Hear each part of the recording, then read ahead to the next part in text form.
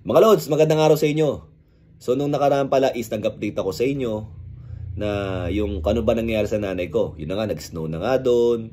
Pagkatapos, nag-renew siya ng passport. Diba nga, sabi ko nga, ang bilis ng renewal ng passport niya, 2 to 3 days lang, diba? But anyways mga Lods, so nag-renew siya ng passport. So ibig sabihin, yan na, parang nagkakaroon na ng chance yung pagpunta niya rito, diba? Ginagawa na rin niya ng paraan. So yun na yung talagang nangyayari na. So ngayon, nagtitingin na sila ng ticket papunta dito sa Pilipinas.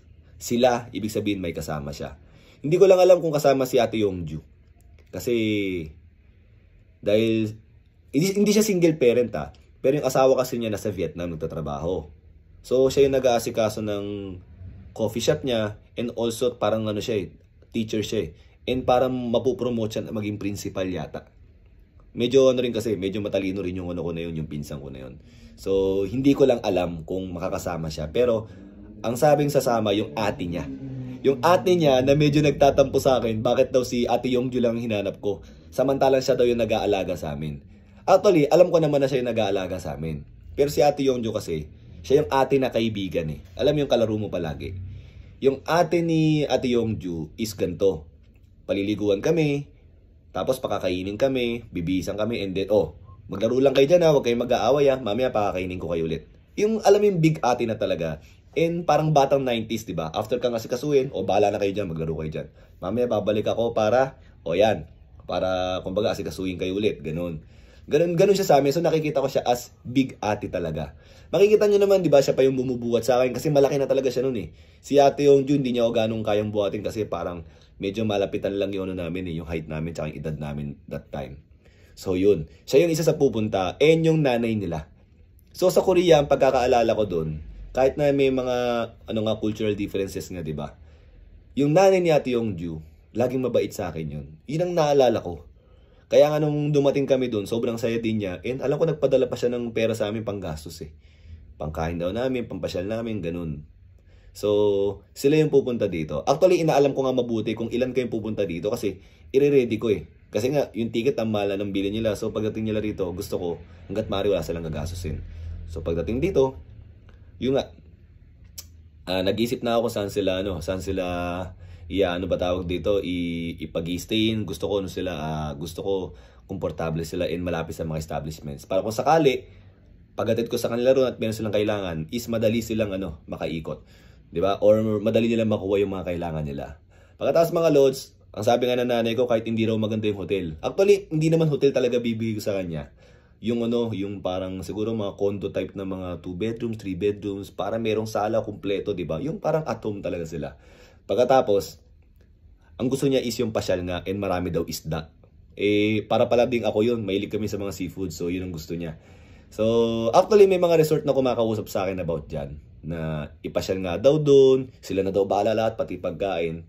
Well, ang sabi ko naman, kung ganun po yung mangyayari, mas maganda kung may videographer kayo and photographer kayo para makapture yung moment, di ba? Para makita na, pasyalan din talaga to na pwede natin ipagmalaki sa mga bumibisita galing sa ibang bansa, di ba? So, yun yung isa sa naisip ko. Semi kind of ex-deal na rin yun, di ba? Pero syempre, tinatansya ko mabuti. Ayoko kasing mangyari na parang yung time nila dito is maging ganun puro sa ex-deal Gusto kong mangyari, yung ma-enjoy pa rin namin yung moment. Kaya minsan nag-aalangan ako sa mga nag-o-offer na mas malalaking mga resort. So, yung mga mas solemn na resort yung parang mas nakakausap ko. Isa yon sa mga kino-consider ko pala. And yung other broadcasting company dito sa Pilipinas, hindi ko nalang babanggitin. Yung nga nag-o-offer din na, pagpupunta rito, sabihan mo kami Ganyan. Pero syempre, ang gusto ko nga mangyari, parang kung merong mga magagamit sa oras na yun sa mga ganun, konti lang. At gusto ko sana mas marami yung oras na magkasama kami. So, ito-document ko na lang kung ano man yung mangyari. Kung maisipan kong wag na munang guluhin gaano. And ako na lang mismo mag-vlog para ma-share naman sa inyo, lalo na sa mga invested sa kwento ng buhay namin ng nanay ko. Alam ko naman maraming mga nanay na invested sa kwento na yan. Well, ito yung parang balik ko sa inyo sa support na binibigay niyo sa akin. Ito, ina-update ko kayo and also pipilitin kong i-document yung mga ibang bagay. Yung pagdating niya rito, kung saan kami pumunta, and also yung hanggang sa pag-uwi niya. So ako, medyo masaya ako na parang nagiging emotional na pupuntahan naman niya ako dito. Kasi, mahirap pumunta dun Dahil nga sa trabaho ko Ang hirap kumuha ng leave talaga. Pero syempre hindi mo naman maiwan yung trabaho mo kasi yan din yung bumubuhay sa pamilya mo eh. So sobrang masaya ako na medyo naging emotional na, uy, gumagawa na kami ng paraan para magkita palagi, 'di ba? Hindi ko na iniisip yung ganong ano eh. Yung kung mahirap ba o hindi. Ang mahalaga is mabawi namin yung mga oras. Actually, hindi na namin mababawi. Ang gagawin na lang is, kumbaga, susulitin na lang yung mga oras na natitira na pwede namin gamitin para maging magkasama kami. Pero ang pangako ko naman sa kanya, after if ever man mag-retire ako or gusto ko talaga early retirement, gagawa ko ng paraan para maging magkasama kami. And baka malay nyo, di ba? Magbukas ako ng restaurant na siya yung magiging parang pinaka chef or cook sa restaurant na yun. Simple lang para magamit ko naman yung kumbaga magamit naman niya yung skills niya, yung talent niya. And mag-enjoy pa rin siya kahit na magkasama kami. Nagagawa pa rin niya yung gusto niya, 'di ba? So yun lang mga lods yung update ko. Sana nag-enjoy kayo sa kwento na to, and pasensya na kayo ha. Medyo maikli lang yung kwento natin. So yun lang mga lods. Thank you.